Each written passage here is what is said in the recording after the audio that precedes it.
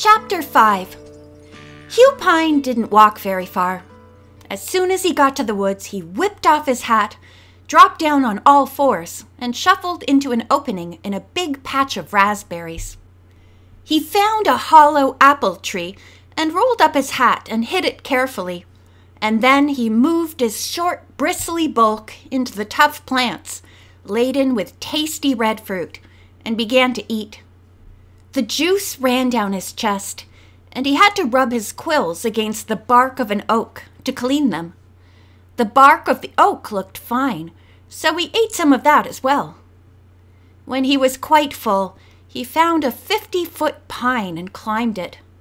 It wasn't as comfortable as his own white pine, but it was good enough. He was alone. Nobody was bothering him, and he didn't have to think of any difficult words. Because the pine was new to him, it took him quite a while to find the right spot. He had to have a fairly thick branch to rest his tail on, and a fairly flat piece of trunk to rest his back against, and there couldn't be too many small branches loaded with needles, for then he wouldn't have a view. He squirmed about until all the conditions were met. Then he gurgled with pleasure and wriggled his toes. Below him, the wind breathed through the forest of birches and pines and spruces and alders and made it sway like a vast green sea. A raven glided past and croaked deeply and softly. Some seagulls planed high above him, and the striped sparrows sang their four-toned song. A squirrel whirred. Hugh Pine listened. The sound became thinner and thinner, and then, suddenly, his body quivered, and he was asleep. Hugh slept all afternoon and all night, and woke up only when the first sunlight stroked his face and made his whiskers tremble.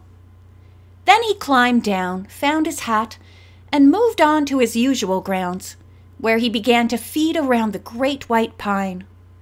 There the committee found him later in the day, and heard the news that they had to select the woods they liked most of all. "But not around here," Hugh Pine said. "Not around this great white pine. I like a bit of peace and quiet, and I don't want all of you trampling about and arguing and shoving. This is my land, and this is where I want to be, and I want to be here on my own. Thank you very much." The committee didn't like that remark, and they were going to say something about it, but Hugh Pine looked fierce. He raised his tufted eyebrows and turned around, shaking his tail, which looked like a sizable war club. He then turned back again, scowled, and bared his orange teeth. "Yes," the committee said, "quite. We see what you mean." "And I want some thanks," Hugh Pine said. "I had to walk forever to meet the chief of the people, the terrible Mr. McTosh, and I took a big risk, for he might have pointed something at me, and he might have banged, like the people do sometimes when they are after deer or birds or jackrabbits." "Yes," the committee said, "but he didn't." "He didn't," Hugh Pine said, "because I talked to him and because I helped him get rid of his old boots.